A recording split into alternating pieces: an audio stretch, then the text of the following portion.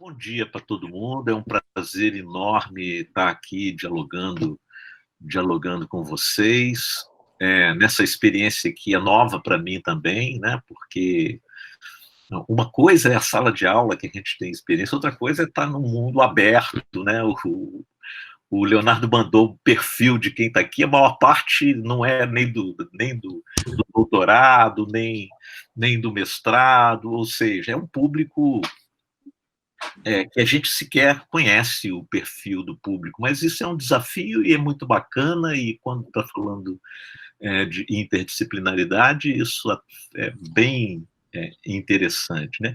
Eu primeiro vou apresentar, isso aqui que nós vamos fazer é um diálogo com pessoas com quem a gente já vem dialogando no grupo de pesquisa, nas disciplinas de seminários de interdisciplinaridade em ciência, tecnologia e inovação.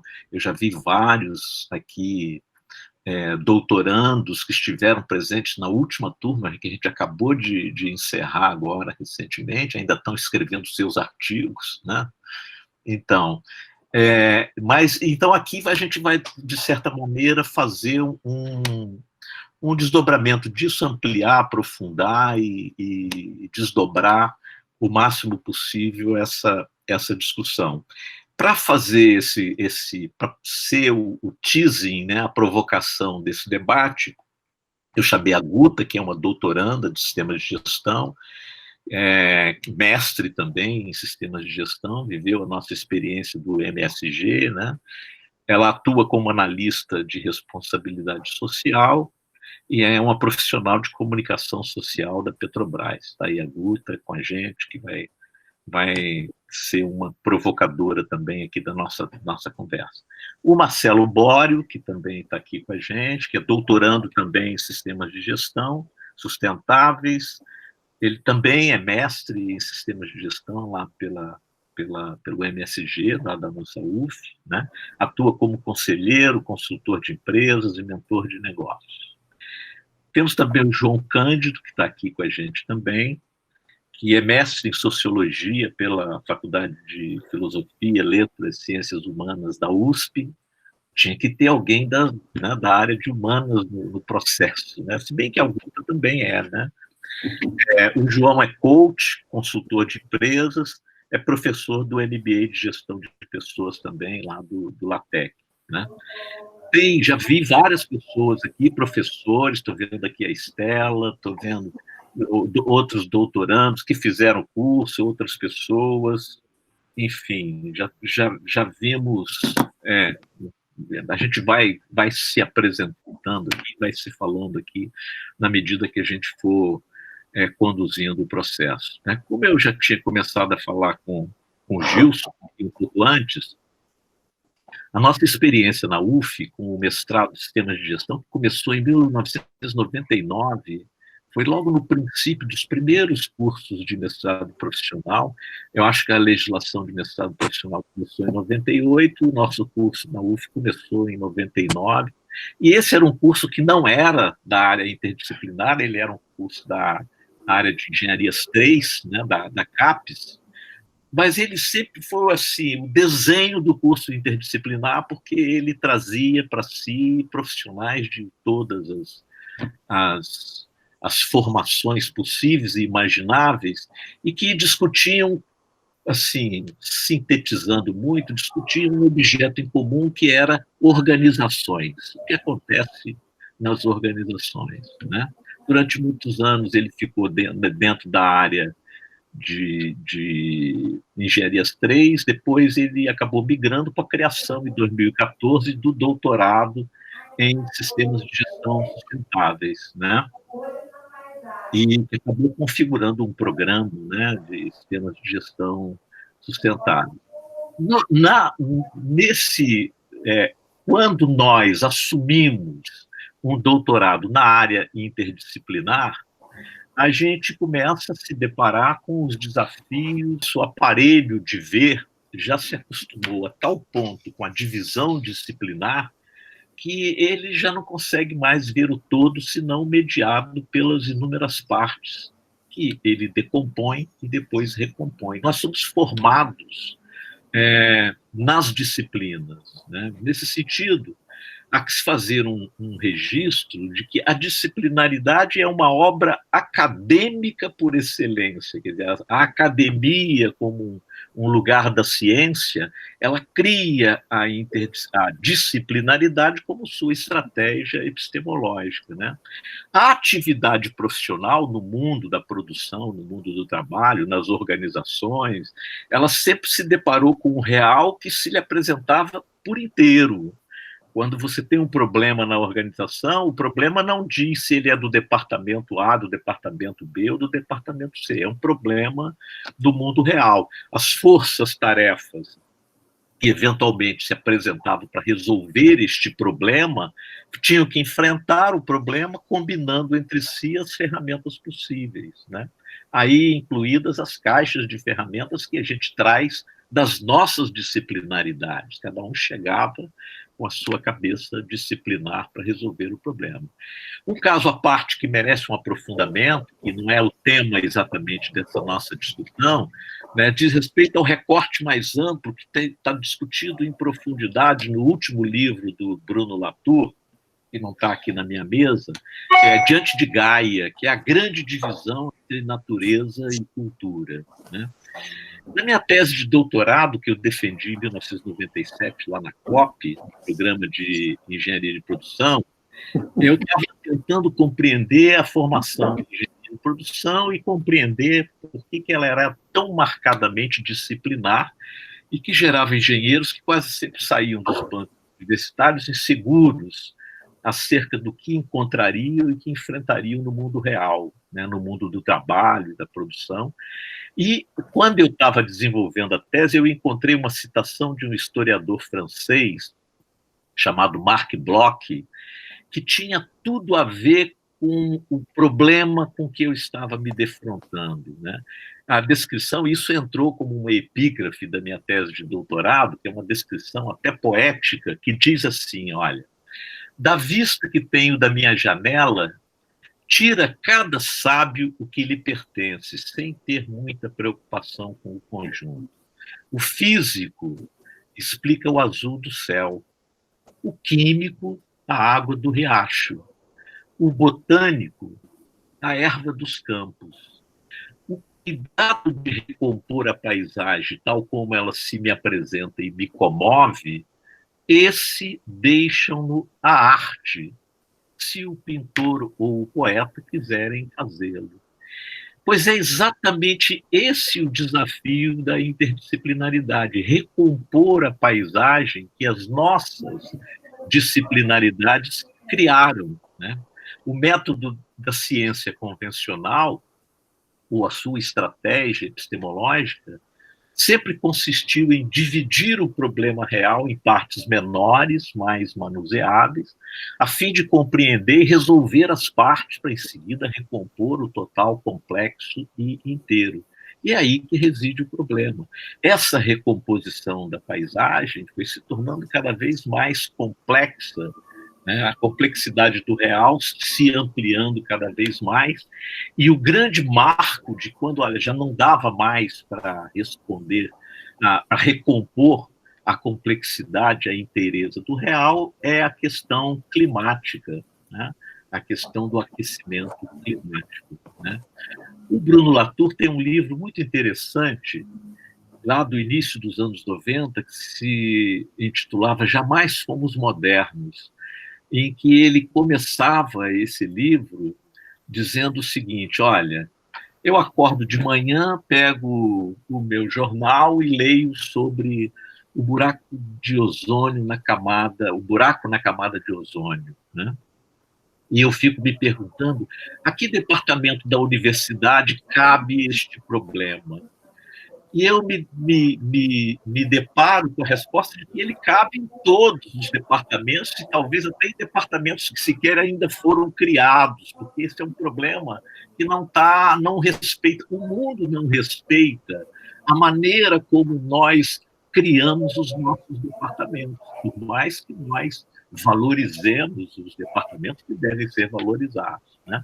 As partes nas quais o real é dividido, no entanto, elas acabam adquirindo vida própria como disciplinas, que constroem e defendem com todas as armas os seus respectivos territórios cognitivos, aprofundando cada vez mais na construção da sua linguagem própria, de uma comunidade de praticantes, como dizia Thomas Kuhn na sua obra seminal, Estrutura das Revoluções Científicas. Quando eu participei, no início dos anos 90, no final dos anos 90, do Conselho de Ensino e Pesquisa da USP, eu me lembro de discussões, de brigas em territórios cognitivos. Não, essa disciplina não pode ser criada no departamento tal, porque essa disciplina é do nosso departamento. Porque as comunidades disciplinares, elas se constituem como, vou botar muitas aspas, tribos. E como tribos, elas vivem, elas experimentam guerras por territórios que são territórios cognitivos, né? Por essa razão, por exemplo, que Carlos Matos é um camarada formulador do planejamento estratégico situacional, dizia num livro que ele tinha sobre política, planejamento e governo, tem uma conversa de fundo aí que não sei de onde tem vindo o som, né? Parece um debate paralelo, né?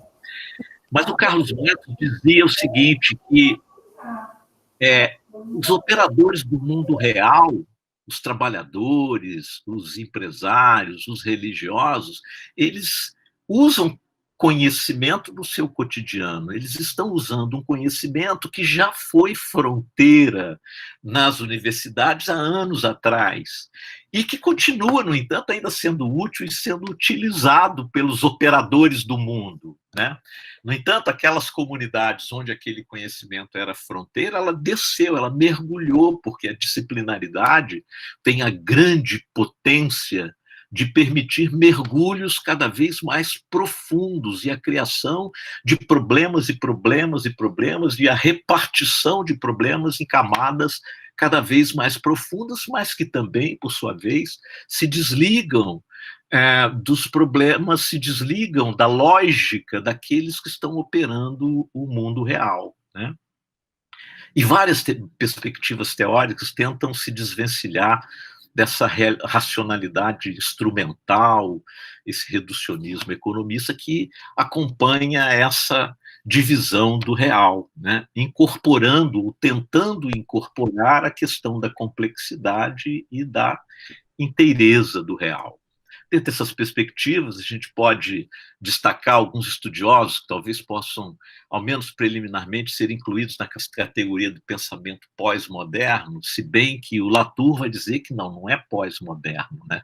Ele vai dizer assim, tem que negar o moderno sem ser pós-moderno, daí porque ele escreve um livro dizendo jamais fomos modernos, né? O Morin, todo mundo cita Morin quando fala em interdisciplinaridade, lembra do Morin por conta da questão da complexidade, né? A complexidade é o objeto da interdisciplinaridade, né? Ele desdobrou isso, por exemplo, na ideia de ecologia da ação, né?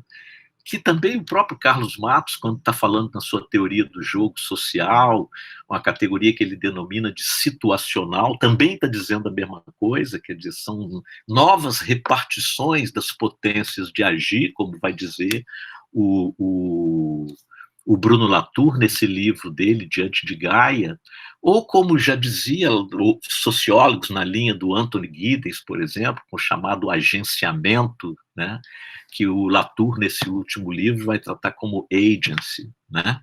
Então, isso significa que nós temos um desafio, que é um desafio que está em construção, que significa um processo de pensar o real sem precisar, ou, se precisar fazer isso com cuidado, de subdividi-lo e de nos perdermos nas profundezas dessas subdivisões. Então, esse é o desafio da interdisciplinaridade. Desde que a CAPES criou a área interdisciplinar, ela já tem produzido, né, uma literatura que eu uso na disciplina de seminários de interdisciplinaridade, eu uso para conversar com as pessoas. Já produziram esses 3 livros aqui. Esse aqui é o primeiro, que é Interdisciplinaridade em Ciência, Tecnologia e Inovação, que é esse aqui. Todos eles são coordenados, entre outros coordenadores, pelo Arlindo Felipe Júnior, que já foi coordenador da área multidisciplinar da CAPES. Né?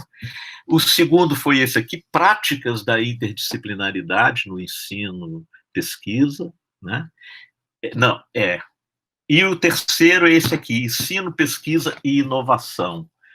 Desenvolvendo a interdisciplinaridade. Eu acho que eu inverti, eu acho que esse é o segundo e o terceiro foi esse Práticas da Interdisciplinaridade. Não importa. Na verdade, aqui dentro tem uma enorme quantidade, não apenas de discussão do ponto de vista epistemológico, de o que mesmo que é a tal da interdisciplinaridade, quais são as suas estratégias, etc., etc., mas tem relatos importantíssimos de experiências dos programas interdisciplinares, o que tem sido feito, a própria CAPES, a comissão, o comitê de área lá da interdisciplinaridade, estabelece uma série de regras para tentar dizer, olha, se fizermos esses procedimentos, estaremos próximos da interdisciplinaridade, etc., que são, essas experiências têm algumas muito bem-sucedidas, tem algumas não tão bem-sucedidas, inclusive alguns fracassos são relatados nessa literatura que está aqui, e esses fracassos também servem e são fundamentais para nos fazer compreender que universo é esse que nós estamos adentrando. Né? O fato é que os doutorandos e os mestrandos, atualmente do nosso curso, que é um curso da área interdisciplinar, são sempre forçados a responder a pergunta por que a minha dissertação ou a minha tese é disciplinar. Essa é a pergunta de $1 milhão. Né? Então, para começar provocando esse debate aqui, eu faria essa pergunta: como que a gente pode fazer pesquisa interdisciplinar se desde quando a gente está formulando o problema, a gente já está agindo de uma maneira disciplinar? Eu pediria a Guta que pudesse ajudar a gente a falar um pouquinho sobre isso aí. Quer dizer, quando eu vejo o problema, eu já o enquadro dentro de algumas categorias da minha cabeça, que são categorias disciplinares. Como, então, que eu posso desenvolver uma tese interdisciplinar dessa maneira? Vamos lá, Guta, a palavra é sua.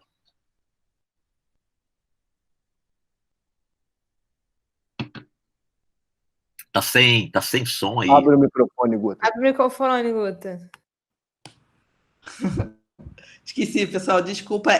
Queria cumprimentar aí, obrigada, professor. Bom dia, colegas de curso, de universidade, professores.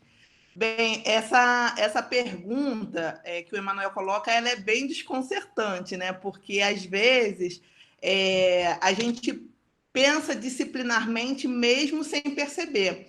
Quando pensamos num objeto de pesquisa que abrange diversos aspectos, a gente tende a dizer que estamos mediante um objeto interdisciplinar. Logo, a pesquisa vai promover um diálogo entre diferentes saberes. Então, no meu caso, né, o meu exemplo, por que a minha pesquisa seria disciplinar? Né? Eu vou estudar uma questão que aborda aí a construção ou a reprodução do valor ético, né, na educação superior ou nas engenharias, visando essa questão da responsabilidade social. Então, eu me pauto em diferentes textos, né, pedagogia, sociologia, filosofia, engenharia, enfim, várias disciplinas, mas só isso é suficiente para dizer que a pesquisa é interdisciplinar? Está tudo resolvido? Não, não é tão simples assim.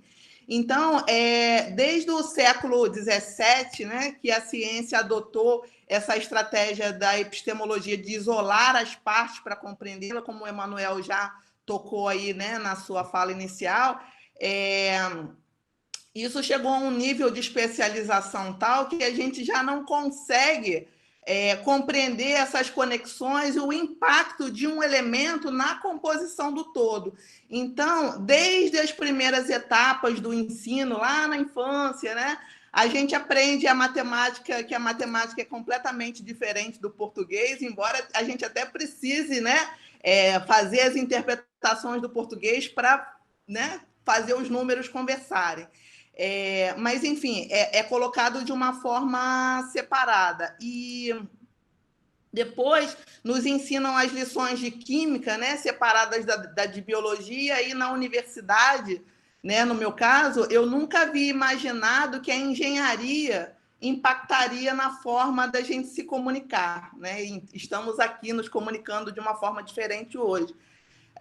Então, o que eu estou querendo dizer é que aquilo que aprendemos a separar, na realidade, está tudo junto.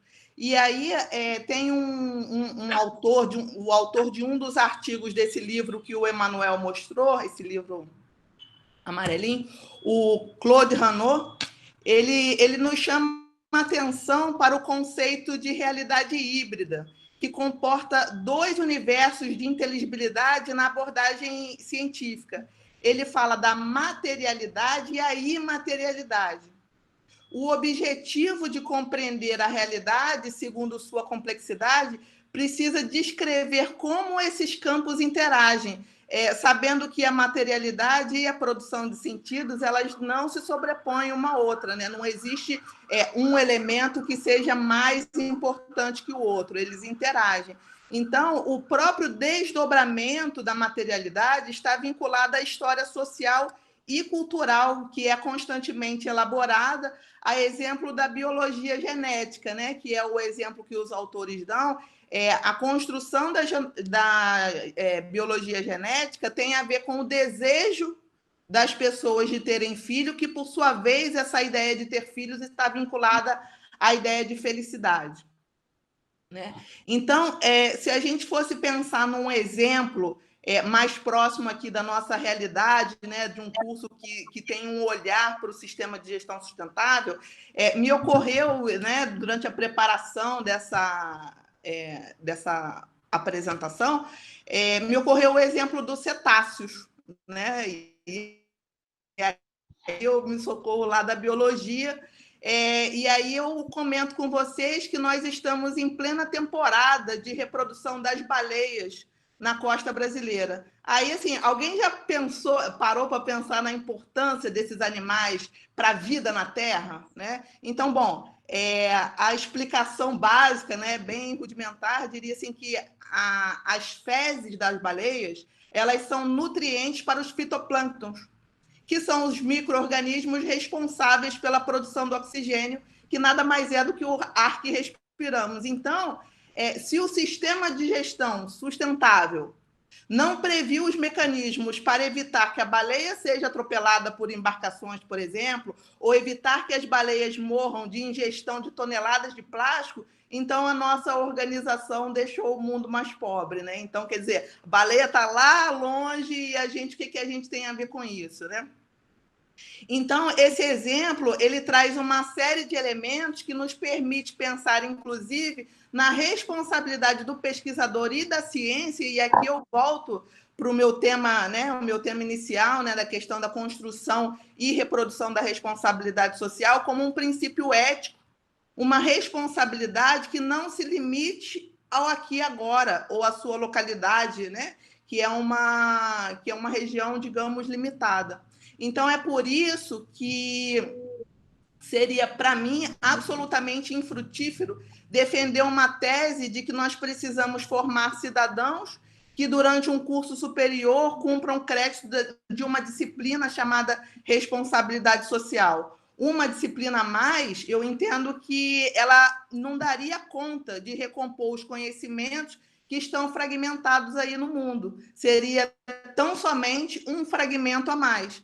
Então, essa estratégia interdisciplinar, ela se propõe a estudar problemas complexos, né, que é um outro elemento que o Emanuel também colocou, cuja solução depende de saberes de diferentes disciplinas. Então, a gente entender o que significa, né, o conceito de complexidade nos ajuda a pensar num objeto que rompe essa barreira da disciplinaridade. Então, nos socorrendo lá do Morin, e é um dos autores, né, como o Emanuel também falou, normalmente citados, ele diz que a própria complexidade ela tenta conceber a articulação de diferentes aspectos. Então, a complexidade ela é multidimensional. A complexidade ela não se confunde com completude.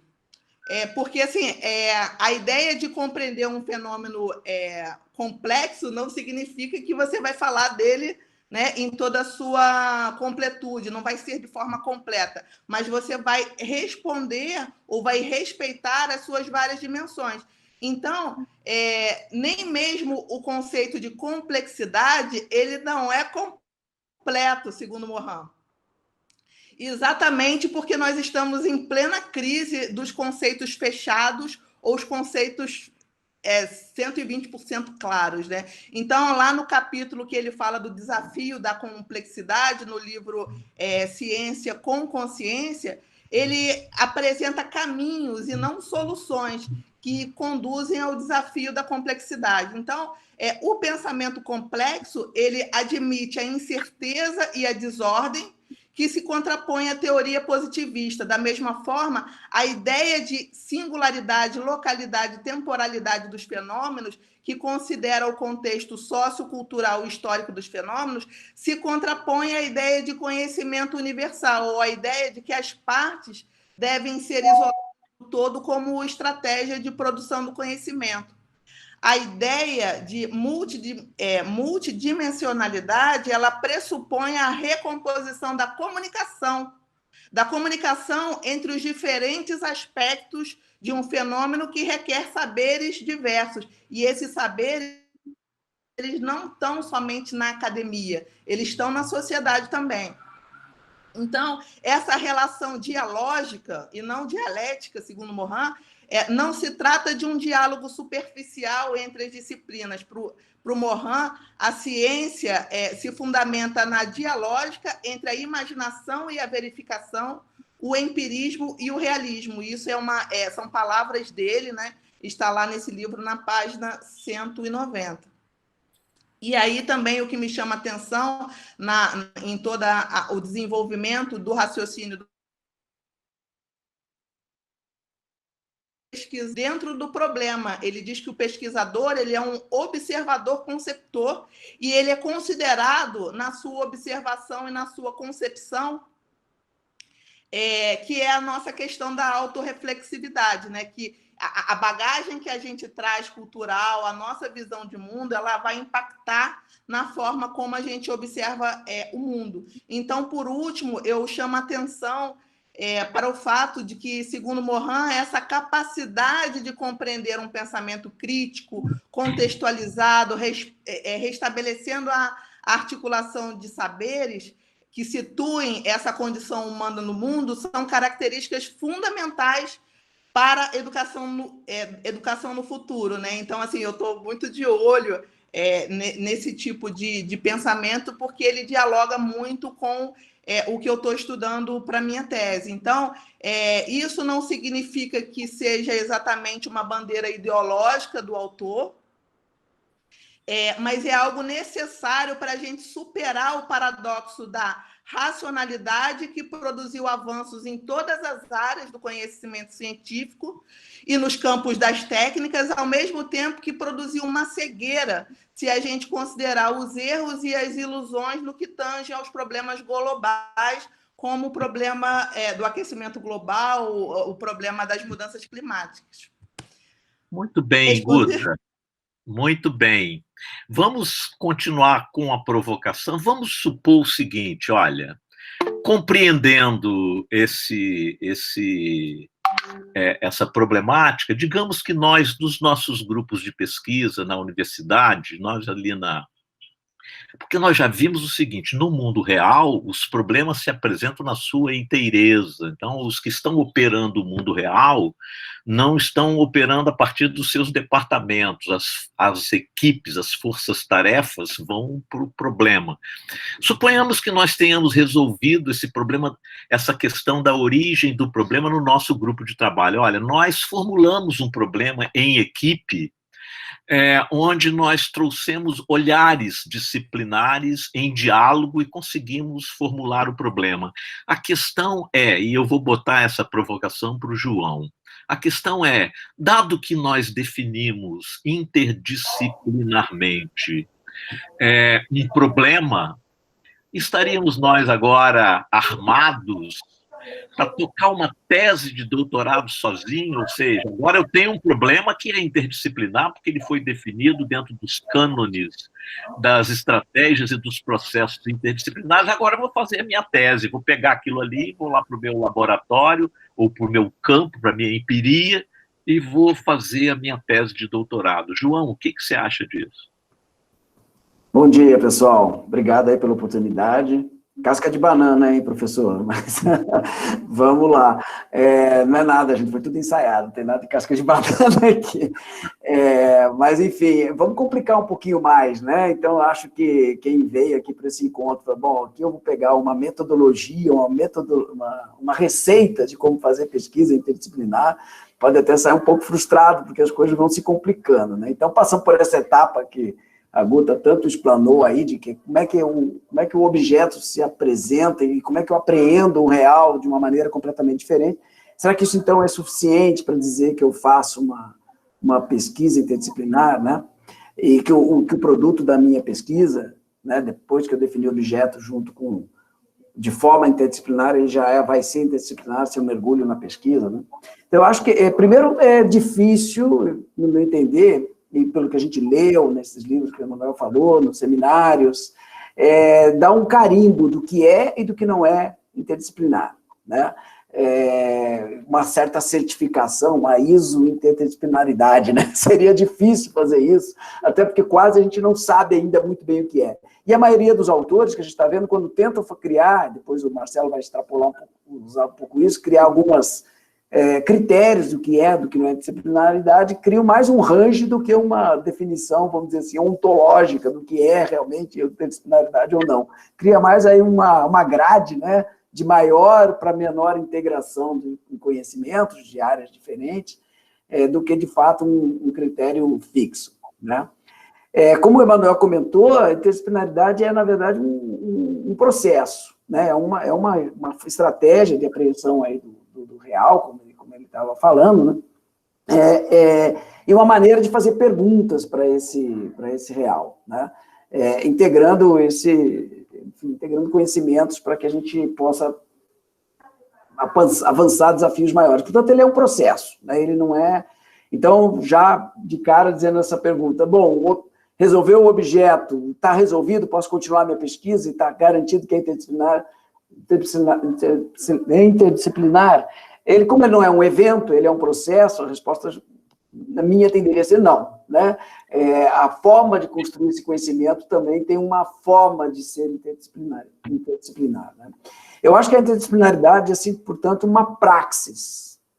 Praxis nesse sentido mesmo, que é de produzir e integrar conhecimentos em torno de um tema, né? Uma forma de interrogar, quer dizer, ela é uma ação, ela é uma forma de produzir conhecimento que também produz reflexão, que também produz o próprio pesquisador, o próprio cientista, né? Nesse conceito da praxis, que é aquela ação que produz o ator, de certa forma, também, né? Porque tem esse aspecto autorreflexivo de quase tudo que a gente pesquisa hoje, não só nas ciências sociais, né? Então, se você for vendo na engenharia, tudo que a gente nomeia no campo científico ganha espaço na vida pública, né? Na vida das pessoas, na ação. Então, vão usar aqueles conceitos para testar se aquilo funciona, ou enfim. Então, como um movimento, eu não acredito que nós possamos definir um protocolo ou um requisito mínimo para dizer que a pesquisa continua como interdisciplinar ou não, né?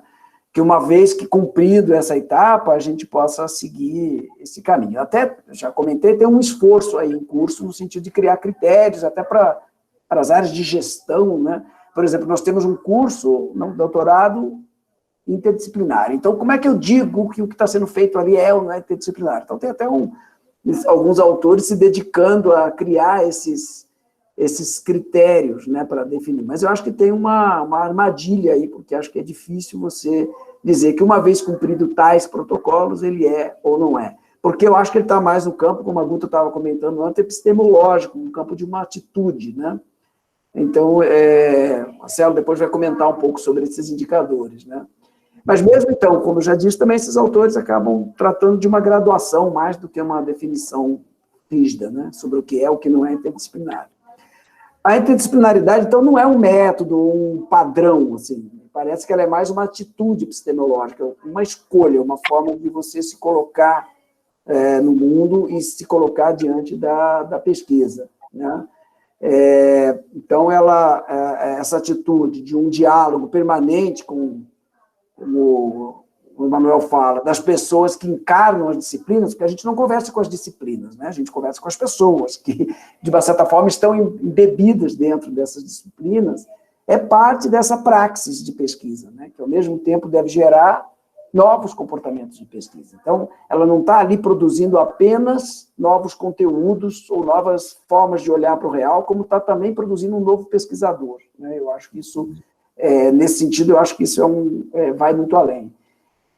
E por que esse diálogo, então, é essencial durante toda a pesquisa, né, toda a investigação, e não só apenas na hora de criar o problema, né, para que a gente realmente possa ter uma abordagem interdisciplinar, né? Além dessa questão que a Guta já tratou, e o Emanuel trouxe também, de que a complexidade do objeto em si já pede isso, né? Ela ainda traz outros elementos, por exemplo, como a inserção no mundo da pesquisa. A inserção da pesquisa no mundo, né? O que ela produz. A própria aproximação ao real, né? Quando a gente faz uma pergunta ao real, a gente está buscando resolver um problema. Esse problema é de quem? É para quem? Quais são as necessidades reais que estão por trás desse problema? Então, isso já obriga a gente a se posicionar no mundo, de uma certa forma. Então, um questionamento que já a interdisciplinaridade traz é a ideia da neutralidade axiológica, né? Como se eu estivesse fora do mundo, fazendo observação. Então, a escolha do problema já é uma interação com o mundo. E nessa interação com o mundo já existem, inclusive, outros atores, né? Que são esses interessados, né? E esses atores, especialmente nas coisas que a gente pesquisa, mas o Latour vai falar mesmo para o pesquisador lá que pesquisa a ciência pura da física, ele vai dizer que os fenômenos naturais que esse pesquisador também são atores, né? Também são actantes, mas isso é outra coisa, mas, enfim, a gente vai interagir com... Então, já há um outro conhecimento sendo produzido, por exemplo, nós estamos estudando organizações, que é uma coisa que o GECOP se dedica muito. As organizações são um lugar, principalmente as organizações comerciais, mas também as universidades, as organizações não governamentais, os governos, onde a ação, né, está premente, né, onde e colocar conhecimentos em ação. Então, ela é uma organização que também produz reflexibilidade, né? Ela também reflete sobre a sua ação, também produz teoria. Então, para começar, a gente tem que continuar dialogando com esse, entre muitas aspas, objeto, né? Então, ela é constante, ela persegue todo o nosso produzir, né? Tem outros espaços de saberes, além dos espaços da academia, né? O diálogo, portanto, é permanente. Eu queria citar aqui 3 autores que estão nessas coletâneas, né, que eles falam, que é uma coisa que eu achei bacana, quer dizer, onde, nesse diálogo, a incerteza nunca desaparece, né, mas a gente se gerencia, e os valores não se pressupõem, mas se evidenciam, né, porque o que a grande dificuldade das conversas, do diálogo com as pessoas que estão dentro das disciplinas, é que as disciplinas costumam nos moldar integralmente, então a gente tem coisas que já são, a gente quer respostas dentro daquele arcabouço, quer certezas, e a gente tem valores pressupostos que a gente não explicita, né, como se fossem verdades, né? Então, se eu usar o método, eu chego numa verdade. Não, o método tem pressupostos por trás, né, daquela disciplina. Então, esse diálogo é preciso que a gente explicite os pressupostos. Eu tenho esta visão do fenômeno porque eu opero com estes pressupostos, né? Então, esse é um exercício, né? Por isso que eu chamo de uma praxis, porque fazer esse exercício, eu acho que transforma o próprio pesquisador, né? E esses autores estavam justamente se debruçando sobre o dilema, né, da produção do conhecimento interdisciplinar, né? Então, assim, eu acho que não, né, respondendo finalmente, quer dizer, a pesquisa continua interdisciplinar porque o diálogo continua, né? Eu acho que quando a gente traz para o indivíduo, e isso a gente vai deixar aqui para a conversa mais para frente, então tem lugar para uma produção individual, se tudo é tão coletivo, tudo é dialógico, né? E tem lugar para as disciplinas, isso também a gente tem visto muitos autores, claro que tem lugar para as disciplinas. A gente tem falado que a interdisciplinaridade alastra um pouco a fronteira das disciplinas, esse é o papel dela para dentro das disciplinas. E eu gosto de pensar que, mais do que alastrar, ela torna essa fronteira menos rígida, menos compacta, né? Uma fronteira mais orgânica, né? Outro dia eu estava vendo uma exposição do Mia Couto, uma palestra dele, falando dessa questão de fronteiras. Ele dizia, olha, a natureza pede fronteiras, as células têm suas fronteiras, né? As disciplinas também precisam de fronteiras para ter sua identidade, sua alteridade. Mas o problema é que a gente quer fronteiras talvez muito rígidas. As fronteiras da natureza, elas são fluidas, né? Elas são permeáveis. Então, você tem as membranas que você identifica um dentro, um fora da célula, mas elas trocam muito com o meio. Então, mais do que alastrar fronteiras, torná-las cada vez mais permeáveis, né, ao ambiente, às outras disciplinas, outras. Então, eu acho que sim, tem espaço também para disciplina, assim como eu tendo a achar, mas vou deixar isso para o debate nosso aqui mais para frente, que sim, também tem espaço para um trabalho individual. E a outra resposta é não é suficiente ter criado o objeto de forma interdisciplinar, depois eu sigo a minha pesquisa.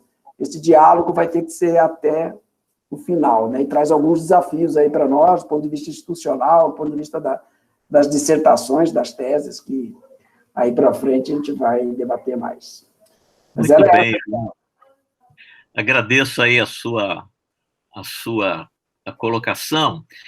Eu queria acrescentar mais pimenta na história, porque há uma dimensão institucional nessa história toda. Quando a CAPES fomenta a área interdisciplinar, e com o aprendizado, com as experiências que vinham se constituindo e tendo sucesso ou fracasso, ela vai enunciando algumas práticas desejáveis. Por exemplo, é preciso ter 2 professores em sala de aula. Fazendo assim, estaremos nos aproximando mais. É preciso que os docentes envolvidos no programa tenham dedicação exclusiva num percentual tal, porque se o docente não tem dedicação exclusiva, ele fica com um pé no interdisciplinar e o outro pé na sua área disciplinar, e o coração dele fica na área disciplinar e ele nunca mergulha. Enfim, foram surgindo sugestões que são empíricas, foram resultados das experiências. É preciso tentar definir um objeto comum do programa. O programa todo está dedicado a estudar a bacia do Rio Paraíba. E os docentes e os discentes, com as suas disciplinaridades, vão fazer, então, o estudo da... Então, há mudanças institucionais que são sugeridas, mas há uma mudança institucional grave que nunca está sugerida, que é assim, olha... Mas o doutorado é meu, cara. eu é que vou fazer a minha tese, ou seja, a mudança, a perspectiva de construções coletivas não está dada. Você tem que fazer a sua tese sozinho, individualmente, mergulhar com foco, com uma série de valores que são valores da construção disciplinar, né? Então, a questão que eu coloco, apimentando a problemática e trazendo para o Marcelo, é essa. Há mudanças institucionais que poderiam alterar a própria configuração na construção dos agentes que vão desenvolver a pesquisa interdisciplinar, ou seja, trocando em miúdos. Seria pensável uma tese de doutorado coletiva em que as pessoas pudessem se apropriar individualmente de partes dessa tese? Isso é uma mudança institucional dramática e que não está posta, mas a gente fica imaginando, se o processo é diálogo o tempo todo, desde a formulação do problema até o desenvolvimento das estratégias de pesquisa, metodologia, etc. Mas como é que você lá na frente, bom, é a minha tese, é a minha dissertação. O que você acha disso, Marcelo? O que você falaria sobre isso? Salve. Bom dia a todas e todos. Um prazer estar aqui, né? Primeiro, assim, talvez reconfortante responder uma pergunta que não tem resposta, né? Então, facilita pra caramba a gente ficar aqui debatendo, discutindo. Mas, de verdade, a gente está num campo da inovação, né? A gente está num campo do desconhecido. E uma coisa que, assim, nessa visão, acho que a questão vamos botar assim, da institucionalização começa mesmo com uma discussão do próprio indivíduo, né? O quanto que o indivíduo está disposto, né, o pesquisador está disposto a também permear as suas fronteiras, né? Também deixar aí que outros saberes e outras disciplinas contribuam, né? Acho que esse é um primeiro ponto. E por tudo que foi dito pela Guta e depois pelo João, essa coisa vamos dizer, da complexidade, se a gente pegar a questão mesmo do próprio objeto de estudo já estabelecido dentro de um recorte e de uma abordagem interdisciplinar, e mesmo que o agir, como o João colocou, ou seja, a pesquisa é um processo, acho que tem por trás disso o propósito primeiro, né? Tem que pretender. Acho que o pesquisador primeiro precisa pretender construir adequadamente essa perspectiva interdisciplinar. E essa eu acho que é uma barreira, sim, barreira da própria instituição do departamento, né, das instituições lato sensu, falando, mas também do próprio indivíduo, o quanto que ele está disposto, né? Quando a gente analisa, por exemplo, propósito, né, seja o propósito da pesquisa, seja o propósito das próprias organizações, é curioso que a gente está falando num universo, né, de sustentabilidade, mas não faltam também empresas operando em single bottom line, né?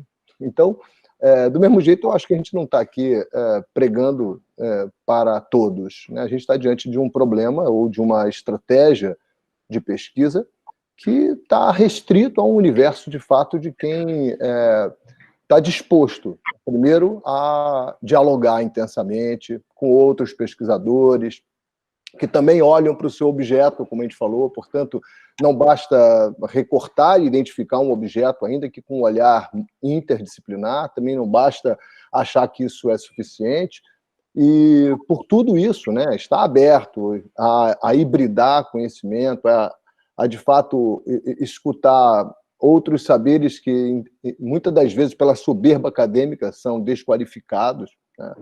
Falar de impacto, por exemplo, o exemplo que a Guta traz de baleias e navegação, né? Numa visão simplista, né, de somente uma visão econômica, esse é um assunto que está resolvido pela tecnociência, tá? Rotas menores do navio e vamos embora, né? Quando, de fato, você entende que impacto ele tem dimensões de intencional, não intencional, né? Direto e indireto, curto e longo prazo, por tudo que a gente vem falando, assim, a gente começa de novo a lembrar de princípio de responsabilidade do Jonas, né? Quer dizer, o quanto que o meu agir impacta outras dimensões que eu não consigo nem ver, geográfica e temporário, né? Então, acho que, sim, primeira coisa, o pesquisador tem que entender o desafio, né? Eu acho que esse é um ponto que eu me coloco agora no lugar de fala de quem está aí começando uma vida de pesquisa e me deparo com um projeto que tem, sim, a pretensão declarada de ser uma estratégia interdisciplinar, né? Como disse o João, ao longo do meu processo. Então, penso que, assim, colaborar, né, com diferentes perspectivas, trazer subsídios, recursos de outros atores, de outras fontes, isso, como o Emanuel colocou, isso está dado. É um tema que o universo corporativo, o universo das organizações, está bem acostumado, né? Assim como política pública também. Quem formula política pública sabe a dificuldade que é medir impacto, acompanhar, monitorar programas, né? Isolar variáveis, né? Enfim. Então, acho que sim, o desafio de pensar, o desafio de continuar neste universo da incerteza, como o João trouxe, nesse universo de ir buscar, sem saber muito o quê, acho que este é o ponto que a gente está discutindo e que desafia, sim, não só a pesquisa interdisciplinar lato sensu, como a questão que o Emanuel traz, que, sem dúvida, ela vai discutir com as questões da institucionalização da interdisciplinaridade e da incongruência, né, de se fazer algo que é individual, tendo como premissa um agir coletivo, né? Então, isso, de fato, já nos parece bastante complexo e incongruente. Agora, assim, é interessante quando a gente evoca a problemática real, né, que é comum a diversas disciplinas. É fundamental que a gente tenha também a hibridação de métodos, né? Não só do agir, não só do pensar, do conhecimento, mas do método, né? Imaginar, por exemplo, Guta trouxe alguns exemplos já, mas tem um dos autores que estão nesses nossos livros, que é o Cron, ele traz uma visão de categorização da interdisciplinaridade, né? O João também já comentou que ela pode vir desde um contínuo, né? Um gradiente que vem desde a disciplinaridade até a interdisciplinaridade forte, passando por multidisciplinaridade fraca, forte, assim por diante. Como é que eles tentam classificar isso? Acho que é interessante que o Cron traz uma classificação em 3 grandes categorias, né?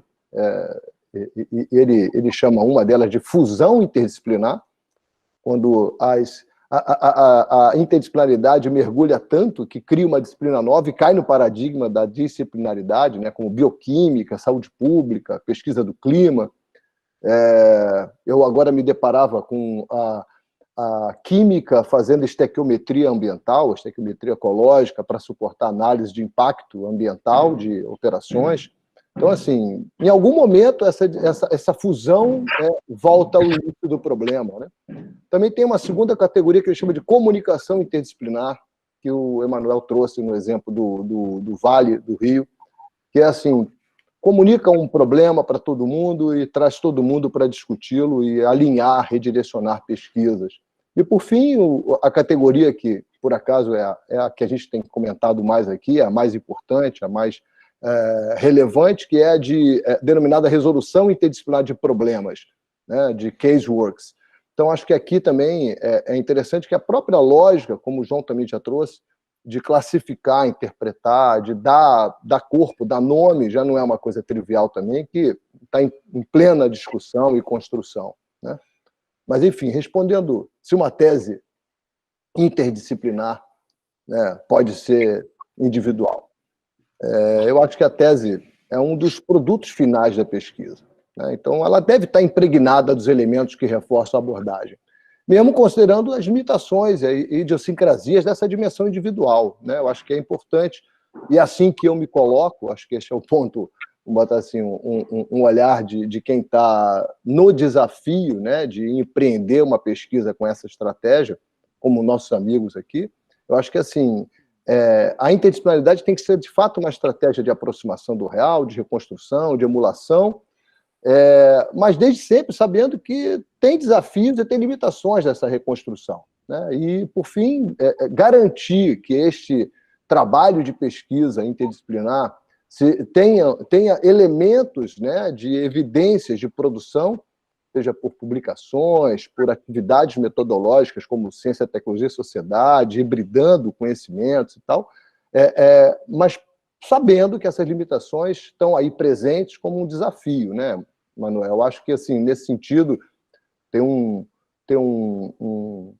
uma declaração, uma citação do Pombo, que ele fala assim, né, a interdisciplinaridade recusaria tanto a planificação unitária quanto a dispersão anárquica, né, tanto a cegueira de um especialista quanto a diluição das especialidades disciplinares numa indeterminação globalizante. Quer dizer, também aquela história de reconhecer a existência das disciplinas, as suas fronteiras, é parte necessária para se pensar a hibridação, né? Quer dizer, entender as limitações de cada uma, porque, no fundo, como a gente tem visto, a pesquisa sai maior e as próprias disciplinas, né, voltam a ser revisitadas e saem maiores, né, saem mais robustas. E, cada vez mais, a gente está falando de, se a cada disciplina já está em evolução constante, como a gente sabe, está em crescimento, imagina uma transversal delas, o quão desafiador é fazer essa construção, hibridando, à luz das situações, né? À luz do ambiente que a gente está inserido. E eu fazia aquela provocação do single bottom line versus o triple, porque o mesmo objeto complexo foi olhado com perguntas diferentes ao longo da história, não é? O desafio de, por exemplo, produzir mais soja por hectare é um desafio dado, que nunca se preocupou muito com, por exemplo, o que a gente tem hoje de problema contemporâneo, que desafia a pesquisa, né? Então, acho que isso também nos impõe uma realidade, por isso, talvez, a maioria dos autores que a gente tem estudado tem preconizado que essa é a nova fronteira, né, da ciência, do desenvolvimento da ciência, exatamente porque o mundo é o mesmo, ou quase o mesmo, né? Se a gente falar de antropoceno já não é o mesmo, mas o mundo nos desafia a olhar diferente, né? Olhar para os problemas de uma investigação diferente, com questionamentos que são novos, né? Se a gente pensar que isso acontece em 40, 50 anos, né? Se a gente pensar em qualidade, né, para depois falar em sustentabilidade, se a gente fala na própria evolução das organizações e como elas interagem com o mundo, né, com os terrenos, né, os terráqueos, e como essa complexidade, de fato, ela é indivisível, na prática é tudo uma armadilha epistemológica, mais do que uma estratégia, eu acho que a gente está diante, sim, de um dilema que não é trivial de responder, mano. A tua pergunta é mais uma casca de banana, ou duas, né, João? Na verdade, é uma casca de banana que estava do outro lado da calçada, mas eu atravessei para pisar nela, né? Foi isso. Muito bem, Marcelo. Quer dizer, na verdade, toda essa discussão, ela né, tem bananas para todo lado, né? Mas eu acho que eu estava imaginando, quando eu fiz a pergunta, eu estava imaginando o seguinte, olha, quer dizer, se a gente quer construir, né, um programa interdisciplinar, a existência de grupos, de coletivos de pesquisa é fundamental, porque é neles que você não apenas justifica, como você olha, você enxerga e você debate, você amplia. Eu fico imaginando, e esse é um exemplo interessante, você pega os autores, por exemplo, que esgarçam a fronteira da disciplinaridade, pega o Bruno Latour, por exemplo. Pega os livros do Bruno Latour e lê os agradecimentos que ele faz.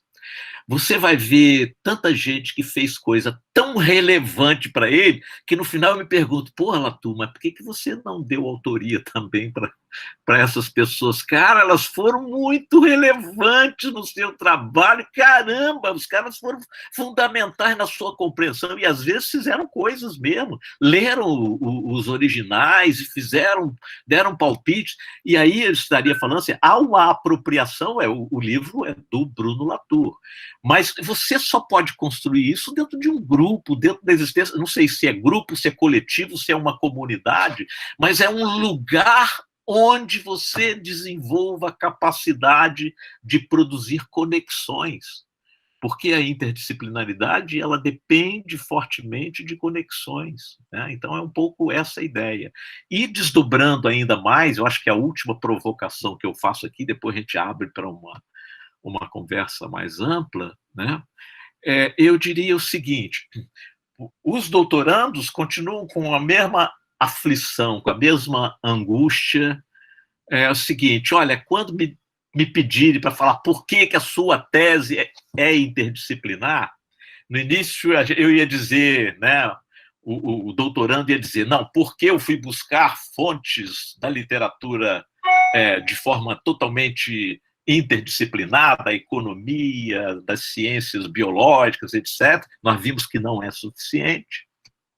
A segunda argumentação muito comum: não, o meu objeto é por natureza interdisciplinar. Eu estou estudando gestão, olha, gestão é por natureza interdisciplinar, né? Ou estou estudando uma organização, etc. Nós vimos que também não é suficiente. E aí a pergunta é: o que então que seria não suficiente, mas o que poderia somar nesse caldo de coisas que você, igual, por exemplo, quando você estou fazendo uma pesquisa qualitativa, eu não tenho os coeficientes de Spearman, o alfa de Cromba da estatística para dizer que eu tenho alinhamento com o real e tal, mas eu tenho indicadores que sinalizam que a minha pesquisa é uma pesquisa robusta, tem validade interna, validade externa, tem confiabilidade, etc. Coisas do tipo assim: tempo de permanência no campo. Se você fez uma pesquisa, você mostra, olha, eu tive um tempo prolongado de permanência no campo. Opa, esse é um indicadorzinho que diz, bom, então esse é um componente de uma boa pesquisa qualitativa, robusta, etc. Ou então, olha, eu durante toda a pesquisa trabalhei com a escrita densa, ou seja, registrei muito mais do que o que eu de fato precisava, porque eu não sabia exatamente de onde viriam os grandes insights. A pesquisa qualitativa já organizou, já sintetizou uma série de requisitos que constituem assim uma caixa, né, um repositório de, olha, se você quer fazer uma pesquisa qualitativa que tenha algum certificado, não é, mas algum certificado de, olha, é uma pesquisa robusta, tem validade interna, validade do construto, etc., eu preciso de ter feito essa lista. A questão é: qual é a lista para eu dizer que a minha pesquisa é interdisciplinar?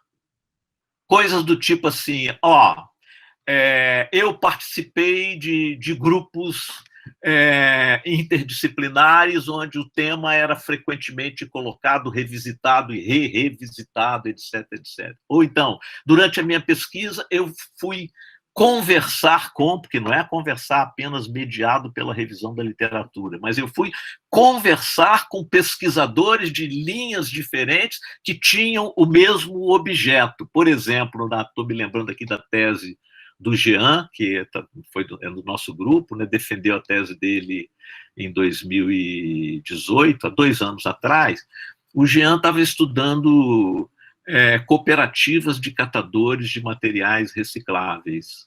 Olha, o Jean é um professor da Federal de Ouro Preto, formado em administração, tem todo um arcabouço do administrador, e é com esse arcabouço que ele chega, que ele se aproxima, que ele vai compreender. Claro que ele vai buscar literatura em vários lugares, mas o que a gente indicou para o Jean?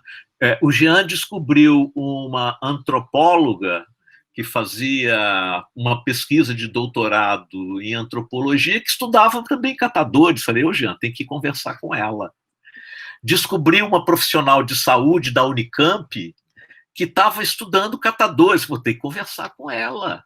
Tem que ir lá para saber como é que ela chega, como é que ela não chega, o que ela vê, o que vê de diferente, e tudo isso tem que trazer para a sua pesquisa.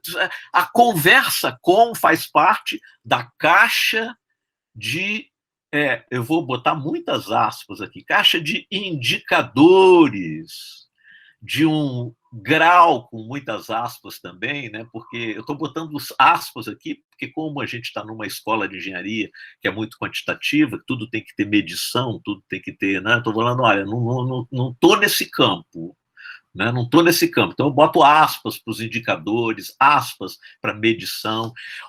Atualmente, pois nós temos sido muito cobrados no próprio programa, né, acerca da relevância social do nosso trabalho. Então, essa relevância social, eu não posso ficar sentado na cadeira imaginando o que não, eu tenho que ir onde está o social e saber se conversar. A relevância social não é dada por minha impressão de que há relevância social, mas por um diálogo construído com comunidades, de preferência que possam ser interlocutores e que venham a constituir a relevância. Quer dizer, todas essas questões fazem parte de uma caixa de ferramentas, também entre aspas, do que daria legitimidade interdisciplinar para a pesquisa, né?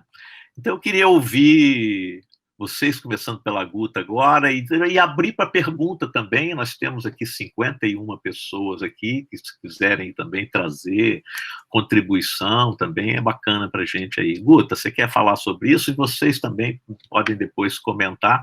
Mas eu acho que seria bacana, né, a gente tentar dar um fecho, já que nós passamos da questão epistemológica até a questão institucional, agora chegando na questão prática mesmo. Olha, mas eu estou fazendo a minha tese e eu quero garantir que ela é interdisciplinar. O que eu faço? É disso que nós estamos tratando agora. Vai lá, Guta.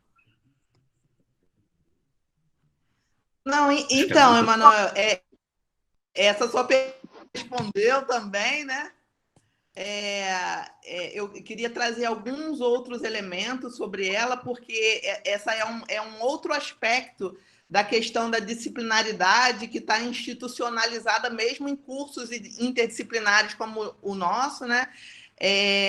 Então, assim, existe de fato essa necessidade da gente rever procedimentos, rever estratégias, né, que permita, como o João falou, né, ter uma outra atitude, né, perante o objeto e que, assim, de certa forma, a gente se questione a forma também como a gente olha para esse real, né? A única pimentinha que eu coloco adicional aí é se essa revisão, né, do interagir coletivo, produzir conhecimento coletivo, ela deve vir a posteriori ou a priori dessa produção final que é a tese, que é a dissertação, que são produtos entregáveis, né, como o Marcelo também colocou, e que são individuais, né? Então, um dos desafios da própria interdisciplinaridade é mudar, né, tentar rever essa forma de pensar e agir, e isso requer uma inovação. Com certeza, isso é um paradoxo aí, né, do individual e do coletivo, que já foi bastante falado aqui, né? O Felipe Júnior, ele traz várias questões e reflexões sobre a forma dominante de pensar cristalizada nas universidades, que, de certa forma, limitaria essa imaginação nossa do como seria se fosse de outra forma, né? Porque a gente quer ser diferente, mas, em muitos aspectos, a gente continua tendo procedimentos e fazendo coisas iguais ao que é no universo da disciplinaridade. Então, tem dois autores, o Montebeller Filho e o Gargianotti, que tem um artigo nessa coletânea aí do Felipe Júnior, e eles trazem essa questão da dificuldade de observar e medir o quanto os nossos trabalhos são interdisciplinaridade ou não, né? E aí eles chamam atenção para a necessidade da gente olhar aspectos que aí eles vão chamar de indicadores, para a gente ver de que forma essas representações multidimensionais que eu falei antes, né, sobre o problema complexo, como ele está sendo tratado. Então, ele diz assim que a questão dos indicadores bibliométricos, né, como a gente já citou de várias formas aqui, ele não é suficiente. E, por outro lado, ele traz aí a questão da publicação em coautoria, né, que também são muito utilizados como um indicador de interdisciplinaridade, mas isso também não é suficiente, porque a gente não pode garantir que um trabalho em conjunto não tenha sido uma mera junção de observações e a gente não sabe de que forma houve essa articulação das disciplinas. Então, nesse sentido, pensando também nesse aspecto da interdisciplinaridade como um processo, como vem sendo colocado aqui, é que ela é tanto mais forte quanto houver as áreas envolvidas, né? Então, preferencialmente, áreas... quando a gente interage com áreas que são absolutamente diferentes das nossas, isso nos tira do lugar confortável ali, né, de achar que as nossas premissas são verdadeiras, que foi um pouco do aspecto que o João trouxe, e a gente começa a pensar que, eu sei isso, mas tem aquele outro aspecto, e você começa a se questionar sobre o seu próprio ponto de vista, né? Então, assim, quanto mais díspares forem essas áreas interagindo, mais forte seria essa interdisciplinaridade, né? Então, se a gente pudesse imaginar, vamos dizer, sei lá, arquitetura com medicina, né? Ou engenharia com, sei lá, educação infantil, né? A gente ia ver ali as pessoas trazendo aspectos diferentes e articulando conhecimentos que iria formular alguma solução que nenhuma das duas, isoladamente, conseguiria chegar, né? Então, é bem importante ver essa questão dos aspectos, mas, além disso, né, existe a questão da articulação de conhecimentos de pessoas num nível, digamos assim, individual, num nível de grupos, né, num nível de instituições, inclusive instituições financiadoras, dialogando, instituições do governo, do setor privado, quando for o caso, né? Então, tem toda essa questão da interação e da articulação de conhecimentos e de olhares que estão em toda parte, né? Inclusive nas comunidades, que, em geral, a pesquisa, de uma forma talvez até um pouco prepotente, acha assim, não, nós sabemos porque somos cientistas, aquelas pessoas não têm grau de instrução, logo elas não teriam algo a contribuir. Isso, na interdisciplinaridade, é inadmissível. Né? Então, é preciso realmente rever, só que, assim, você colocar essas diferentes pessoas, esses diferentes saberes, são indicadores de interdisciplinaridade, sim, mas eu diria que isso é apenas as condicionantes, isso são o marco zero, né? O ambiente necessário para que, a partir dali, a gente, de fato, possa pensar numa interdisciplinaridade mais robusta e mais consistente, né? E não um diálogo superficial de disciplinas, como eu falei antes. Então, na realidade, esses quantitativos, né, como eu falei, são só as condições iniciais, né? Então, agora, se a gente pensar assim, bom, temos um grupo, na escola de engenharia nós temos um grupo com pessoas de diferentes origens, dialogando sobre uma produção do conhecimento bacana e tal. E agora, como é que a gente faz esses conhecimentos interagirem, né? Qual é a nossa contribuição conjunta, né, desses olhares diferentes que eles não conseguiriam alcançar de uma forma individual? Então, eu vejo que as ciências disciplinares, elas tiveram mérito, né, grandes avanços que a gente teve aí nos conhecimentos em várias áreas, mas as experiências interdisciplinares requer que a gente reveja esse processo de produção de conhecimento, reveja os critérios de financiamento de pesquisas, reveja a forma como a gente avalia esse conhecimento, mesmo que a gente esteja cercado de disciplinaridades. Então, nesse sentido, respondendo assim, né, voltando à pergunta, e respondendo de uma forma bem objetiva, é desejável, sim, que a gente construa novos procedimentos e tenha essa nova estratégia de construção coletiva e, ao mesmo tempo, de produção individual, mas que seja algo feito o quanto a priori melhor, né? Porque no nosso processo de construção do conhecimento, de certa forma, ele é moldado pela forma como você vai apresentar esse produto no final, né? Então, assim, é como se a gente precisasse saber minimamente quais são as regras do jogo, por mais que seja um jogo com algum nível de incerteza e com algum nível de anarquia, né? Então, a gente precisaria, ao meu ver, ter esse direcionamento, né? Esse caminho, como o Morin diz, né? Não são soluções fechadas, mas que seja um caminho para o qual a gente está se dirigindo aí nessa construção interdisciplinar. Muito bem.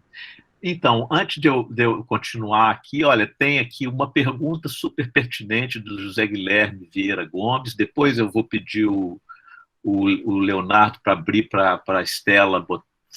A Estela está querendo dar um exemplo, a Estela é professora nossa do programa, mas o Leonardo pergunta o seguinte: existem universidades com programas de pós-graduação interdisciplinar que, na hora dos processos seletivos para docentes, realizam seus editais de maneira disciplinar. Isso precisa mudar perfeitamente, José Guilherme.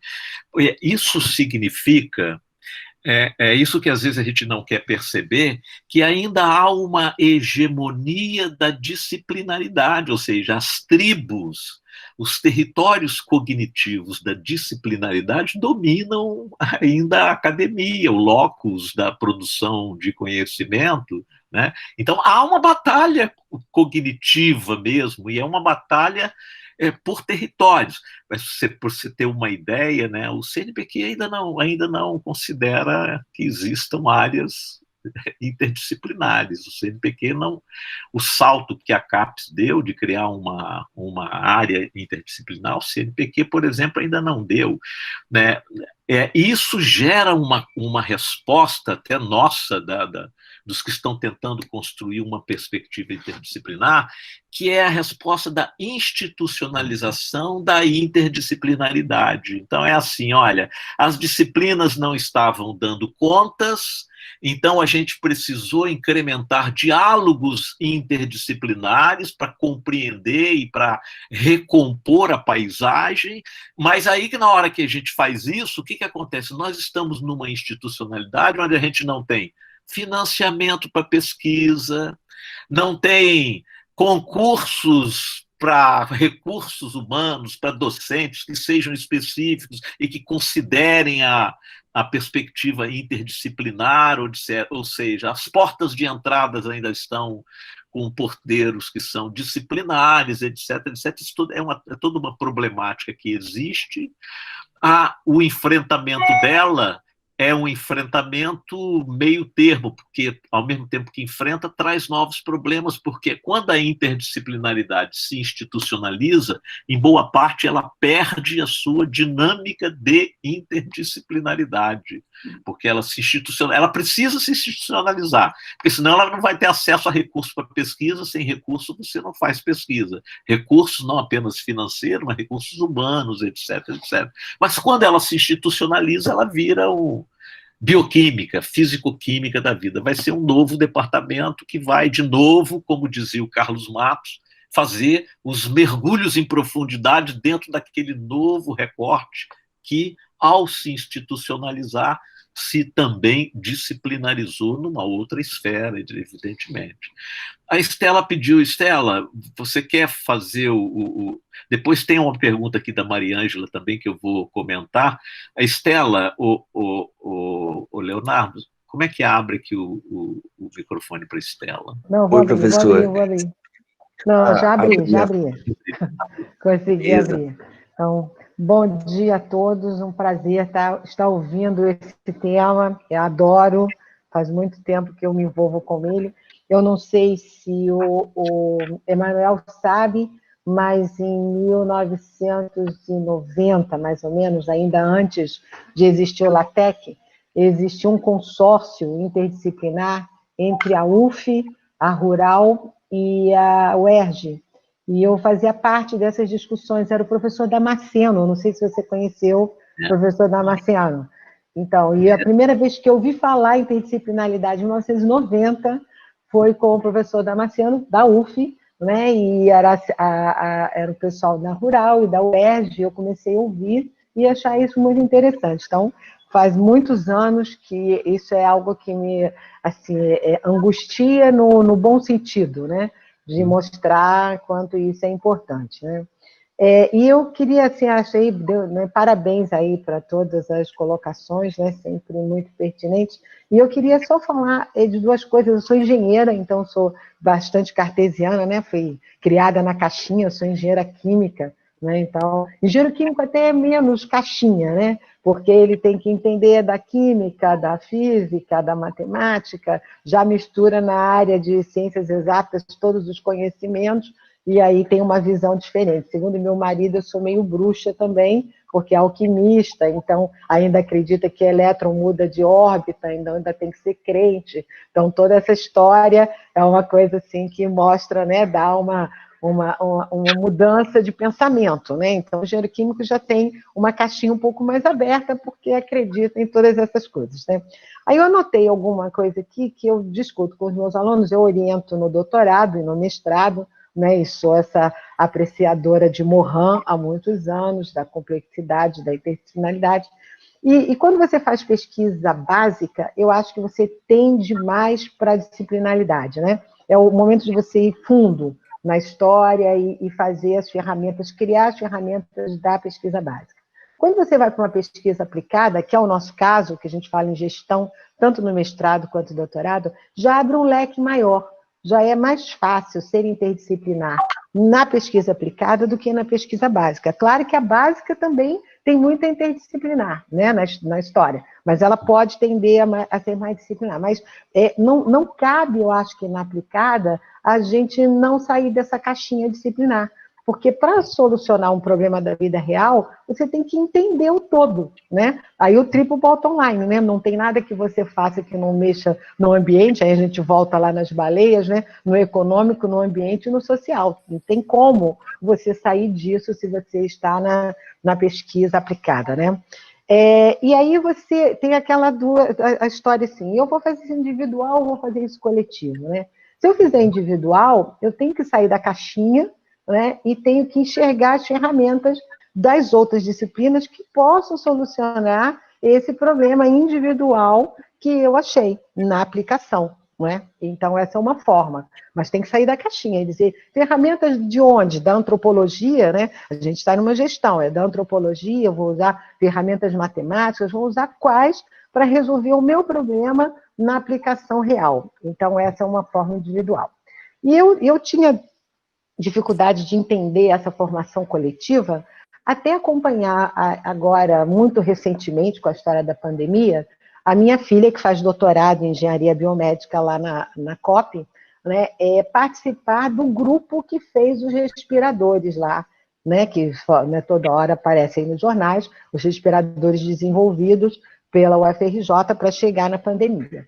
Né? Faz 5 meses que eles estão fazendo isso e ainda não conseguiu terminar. A pandemia já quase acabou, o respirador não conseguiu entrar em funcionamento, e eu percebi que isso estava dentro da interdisciplinaridade, que as pessoas envolvidas no projeto não entendiam isso. Porque um pós-doutor entendeu e fez o respirador lá dentro do laboratório. Lindo, maravilhoso. Pronto, ficou pronto. Sim, mas aí isso funciona em seres humanos? Então vamos experimentar nos seres humanos. Liga aí para o hospital, né, sai aqui da COP, da engenharia, liga lá para o hospital e pergunta se pode fazer lá com os médicos nos humanos. Aí os médicos falaram assim, não pode, desde que tenha passado por animais ainda. Aí sai o pessoal, vai lá para a Universidade Rural, na veterinária, coloca os porquinhos, faz tudo nos porquinhos, e fala, agora deu certo nos animais, com conhecimento da veterinária. Então, agora eu vou lá e volto para o hospital. Que bom, então tá, volta para o hospital e ótimo. Mas aí chegou no hospital, deu tudo certo, as pessoas conseguiram respirar. Mas alguém perguntou ao CEPEL se o equipamento tem a energia elétrica constante suficiente para garantir que isso vai durar por 15 dias, tinha que fazer isso, aí sai correndo, vai ao CEPEL, aí o CEPEL diz, não está garantido não, volta de novo, monta uma resistência e vê como é que isso consegue levar. E, enquanto isso, precisava assim, então agora vamos fazer a documentação. Aí entra alguém que aprende, sabe fazer a documentação para registrar na Anvisa, coisa que aquela primeira pessoa lá na engenharia biomédica não tinha pensado, que tinha um gargalo da Anvisa lá na frente, que era a documentação, e que precisava alguém ser especialista nisso, né? E aí, depois que tudo isso ficou pronto, fala que não, que legal. E agora, quem vai fabricar? Aí sai atrás de achar uma empresa que tivesse também autorização da Anvisa, que pudesse fabricar, porque a pessoa era, né, a empresa tinha um registro, tinha que ter um responsável que era autor também, que nem sabia o que tinha sido feito. Então, essa interdisciplinaridade, por conta de um respirador, as pessoas só entenderam a necessidade à medida do que foi acontecendo. Claro que desse trabalho teriam várias teses, né? O pessoal da veterinária teve uma tese lá, um trabalho que poderia ser individual, dentro, né, dessa construção coletiva, né? A pessoa do pós-doutorado teve o dele, né? O pessoal da medicina também o trabalho, porque teve que fazer todos os parâmetros, todos dos doentes, acompanhar. Então, surgiram vários trabalhos possíveis, cada um na sua disciplina, dentro de um contexto aplicado e geral, que era o respirador. Então, assim, eu nunca tinha assim, acompanhado, né, o desenvolvimento da construção de uma aplicação interdisciplinar. E foi assim, um grande aprendizado. Eu entendi que nada daria certo sozinho se a soma não tivesse junto. Tiveram que entrar até com o pessoal da Assembleia Legislativa, que foi quem deu os 5 milhões para construir o respirador. Chegou lá na política. Pronto, era isso. Então, Estela, perfeito o seu exemplo, interessante que porque, na verdade, a interdisciplinaridade está no conjunto dessa obra. É o que o Latour, nesse último livro dele que nós estamos discutindo, aliás, nós vamos discutir os 2 primeiros capítulos no sábado agora, é o Diante de Gaia, ele chama de distribuição das potências de agir. Porque nessa história que você contou a mediação de gente, mas tem objetos também aí. Por exemplo, olha, a eletricidade é um ator. A regularidade, a distribuição de corrente contínua, corrente alternada, é um ator. Tem vários contextos. O porco é um ator. Né? O Latour vai dizer o seguinte: se você não considera o conjunto das potências de agir envolvidas e distribuídas, né, no fazer alguma coisa, que é construir um respirador para atender essa demanda, essa pandemia que está acontecendo, quer dizer, é um processo altamente complexo que envolve a política, a biologia, passando pela veterinária, passando pela engenharia elétrica, etc, etc. É exatamente esse que é o nosso desafio, né? Agora, só a propósito de você ter falado da engenharia química, né, e ter falado que é bruxa, esse livro aqui, ó, não sei se você... Caliban e a Bruxa, esse livro é genial, da Silva Federici. Eu estou lendo esse livro, ele é assim, genial, ele vai pegar um pouco que conhecimento era esse, né, e que autonomia era essa que foi perseguida, porque os distribuidores das potências de agir perseguem os atores que eles não querem que estejam enquadrados dentro do processo. E mais só um comentário seguinte, o meu orientador de mestrado e de doutorado eram ambos engenheiros químicos. O de mestrado era o Paulo Oswaldo Porventura, que era um engenheiro químico que falou que se interessou pela pesquisa operacional ao se deparar com as possibilidades combinatórias da química orgânica. Ele falou que aquilo deslumbrou ele de tal maneira que ele falou, não, ele foi para a pesquisa operacional. E o da pós-graduação, do doutorado, foi o José Manuel, que é engenheiro químico também, e que foi parar na perspectiva mais ampla. E tem a Elizabeth aqui também, que é nossa doutoranda, que foi sua aluna na Rural e que também é engenheira química, né? Ou seja, esses bruxos ainda estão aí até hoje, né? Manuel, Sempre. Estamos tomando Não, conta do mundo. Vai lá, Muito bom. esse exemplo da Obrigada professora aí. Estela foi muito bacana, né? O que eu só queria fazer um último comentário ali, quando o Emanuel estava falando antes, sobre por que poderia indicar, então, que estratégia poderia ter de pesquisas interdisciplinares, né? E como é que isso pode aparecer numa tese de doutorado. Então, isso que você deu o exemplo, bom, nasceram teses.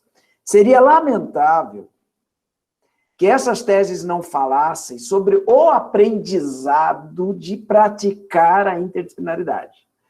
É importante que ele fale sobre a solução que eles encontraram, mas se essa solução voltar apenas para a disciplina, ali nós testamos isso, fizemos aquilo, etc., e não disserem, olha, a gente só chegou nisso porque fizemos essa discussão, isso nos faz pensar que não dá para a gente conseguir nos nossos protocolos, sem conversar com esse, com aquele, isso seria uma perda, e isso há uma chance de acontecer. Então, eu acho que uma questão da gente olhar para dentro das teses é o quanto elas trazem também a transformação do pesquisador, que é isso que eu estava falando da praxis, né? O quanto elas trazem o aprendizado, a distensão que ela causou para dentro da disciplina onde aquela tese está sendo defendida. Só essa observação. Eu queria fazer um comentário, né, sobre esse exemplo da professora Estela, que me chamou bastante atenção no relato dela, porque as pessoas foram descobrindo outras disciplinas, talvez de uma forma linear, né? Então, assim, quando alguma coisa deu errado, ele viu que tinha que voltar um passo atrás e seguir para uma outra linha, e vai na rural e volta, né? Então, assim, eu acho que o processo da interdisciplinaridade, se houvesse um grupo inicial que dissesse assim, olha, nós temos o problema da pandemia, temos condições de construir um respirador alternativo. Né? Se houvesse esse diálogo, né, preliminar entre o médico, o enfermeiro, o biólogo, o veterinário e tal, essa troca de conhecimento inicial talvez tivesse eliminado muito tempo e muito desgaste do vai e volta se eles tivessem começado interdisciplinar. Porque, nesse exemplo, eles foram interdisciplinares no final, né? Então, Guta... O que eu comentei de combinar esses processos, novos procedimentos, o quanto a priori melhor, né?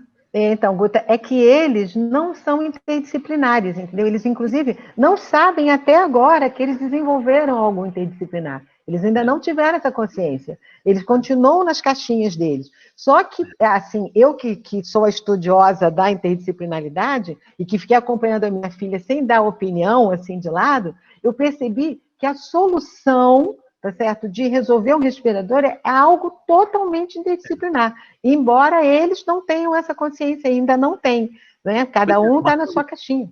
Exatamente. Por isso, professora, é que eu quis trazer esse comentário, porque, assim, como que a gente aprende, né, com essa experiência de, olha como é que funciona com um pensamento disciplinar, olha como poderia ser se fosse interdisciplinar. Acho que é um pouco nesse sentido, né?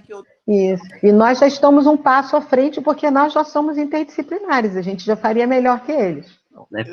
Nós estamos vendo a posteriori, né? Aquela coisa, as consequências sempre vêm antes das causas, ao contrário do que os relatos dizem, né? As consequências vêm primeiro. A Mariângela Nascimento tem aqui uma observação aqui bacana.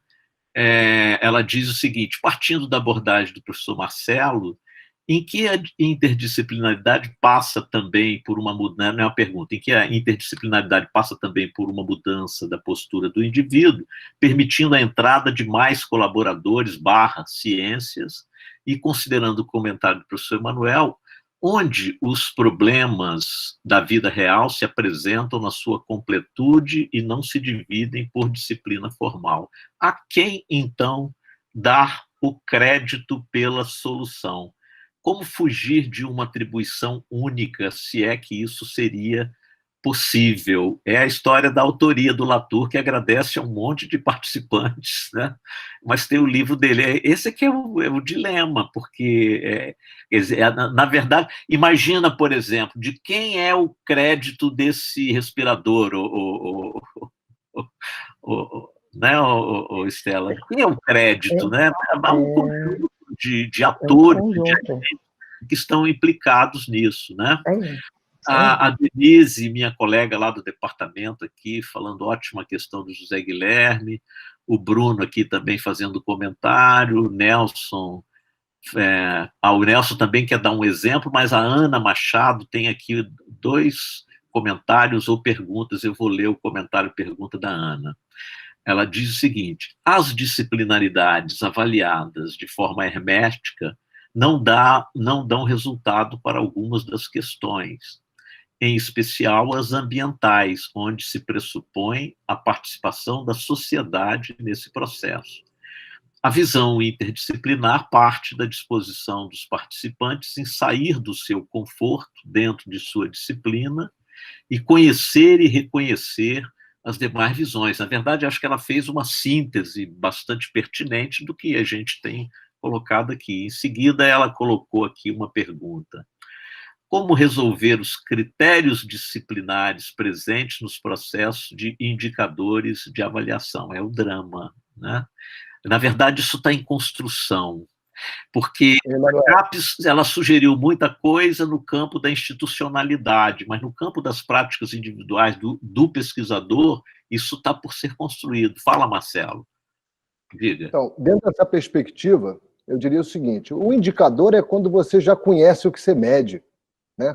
Você vai no indicador quando você já tem a síntese do extrato do que você está medindo. Então, acho que o João deu uma dica fabulosa, que é o relato, né? Eu acho que toda vez que você ainda não tem indicadores, métricas que são indiscutíveis, é fundamental, e acho que você sempre defendeu muito bem isso, né? Que é assim, como é que eu relato, como é que eu demonstro de maneira explícita, né, que eu tive métodos triangulando, que eu tive de verdade esses encontros de roda, essa nossa live, essa nossa webinar, sabe? O quanto que a gente tem nosso grupo hoje, de certa forma, hibridando de verdade, né? E o quanto que a gente esquece de relatar. E aí fala muito com o que a Estela trouxe, que assim, a gente mesmo não sabe ainda completamente o que é ser disciplinar, né? Então, enquanto a gente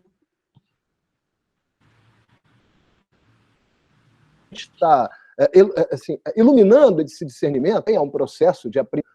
Vale o relato denso, como você trouxe, né? Quer dizer, como construir uma forma explícita de documentar que aquilo aconteceu, né? E que de verdade, os insights emergiram dessa fricção, que é um pouco do que a gente vem discutindo. Não é trazer os insights de casa e validá-los, né? Mas é despir-se das suas verdades absolutas do seu quadrado e está disposto a hibridar conhecimento, atores, métodos, sabências. Lembra do Emmanuel, lá do nosso... Né? Luiz Antônio, né? Lembro. Assim, as sabências, aquilo que não está nos livros, né? Quer dizer, o quanto que o revisitar as questões de pesquisa à luz de saberes que não são aqueles os nossos, né, nos obriga a redefinir, às vezes, perguntas, contextos, e o desafio de documentar isso, enquanto não temos indicadores tão, né, claros e explícitos para todo mundo. Eu só queria contribuir, porque eu acho que é importante nessa nossa jornada de ainda desconhecimento, né, dessa coisa de descobrir ao longo da própria trajetória. Né? Muito bem. O Nelson, peraí, Nelson, eu estou buscando aqui. O Nelson Roberto de Albuquerque, ele falou aqui, pediu, quando puder, posso dar um exemplo? Cadê o Nelson? Está aí, Nelson?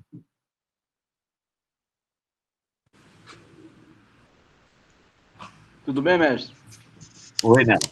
Oi, tudo bem? Lembrei. Lembrou, né?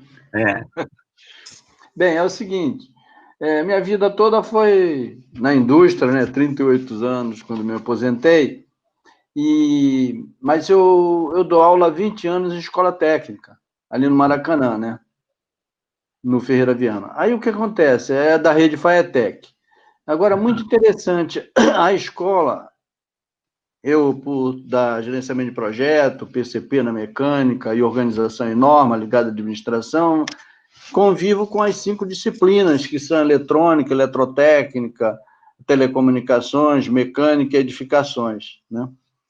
Mas o que está acontecendo interessante? A escola, ela definiu nós atuarmos fazendo um sistema de trilha para a educação. Então, nós viemos de abril, maio, junho, julho, agosto, setembro, agosto, fazendo um sistema de trilha.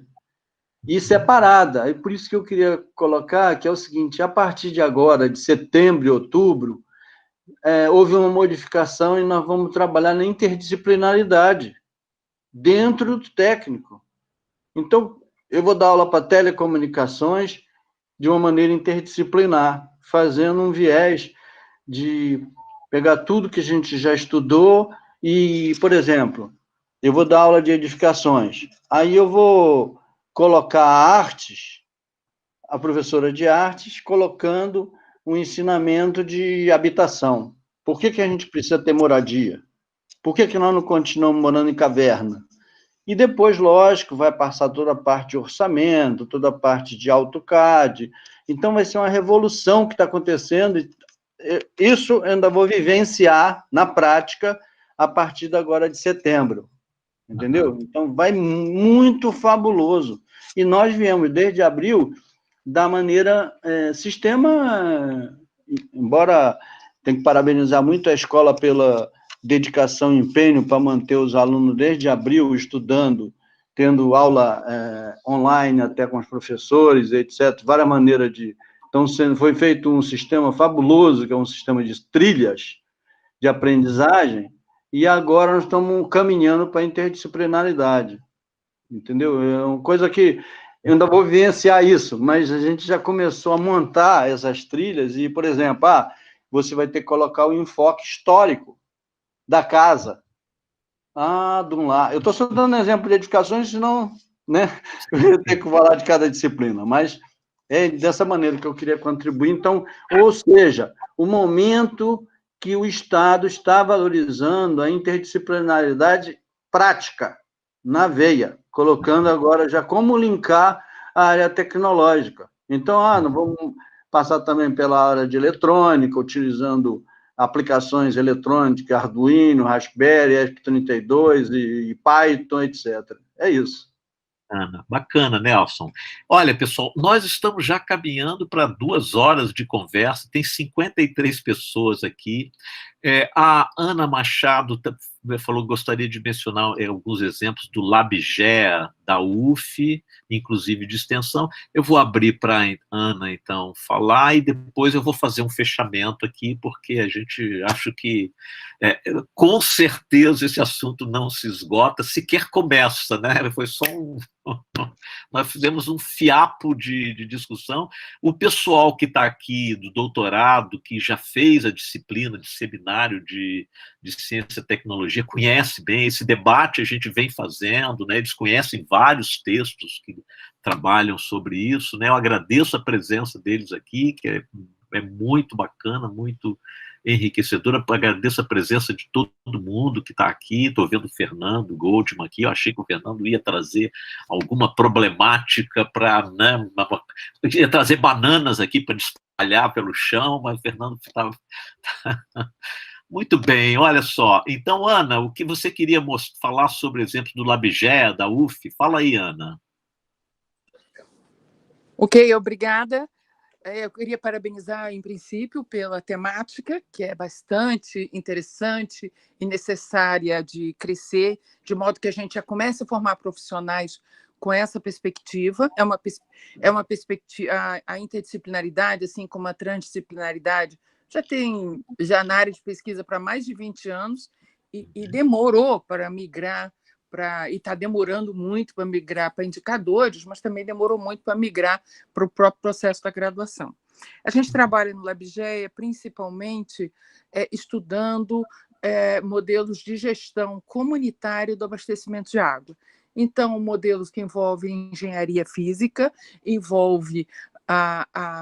são modelos em que a própria associação comunitária assume o papel de uma concessionária, e ela, então, tem todo o processo social e antropológico envolvendo isso, os fatores culturais, as dificuldades climáticas. Então, é uma temática bastante interdisciplinar e a gente tem recebido alunos de diversas carreiras envolvidas nesse processo. Como três exemplos que eu poderia citar mais recentes, nós trabalhamos para formular um jogo de educação ambiental envolvendo alunos de design, interagindo full-time com alunos de engenharia ambiental, e a discussão entre os dois era extremamente interessante, porque a linguagem é diferente, e para poder fazer essa interação, eles tiveram que se desarmar um pouco e se permitir essa interação. Eu acho que é isso que o nosso profissional tem que começar a sair da escola com essa nova pegada. A outro trabalho que nós fizemos agora, estamos concluindo um artigo sobre gênero e água. Como é que é a participação das mulheres na gestão da água. Então, esse também bastante interessante, e alguns diagnósticos sobre sistemas em loco, em comunidades rurais, que a gente viaja, fica lá um pouco, dialogando e construindo isso.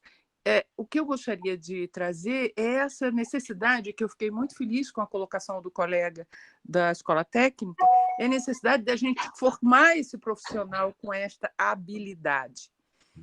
Isso é antigo, tem para mais de 20 anos. Eu, pelo menos, quando mexi com doutorado a primeira vez, há 20 anos atrás, já se usava isso. Eu fiz disciplinas sobre isso na UFSC, em Santa Catarina. Então, isso já vem uma coisa... E a área ambiental, ela já nasce com essa pegada, não tem outra forma.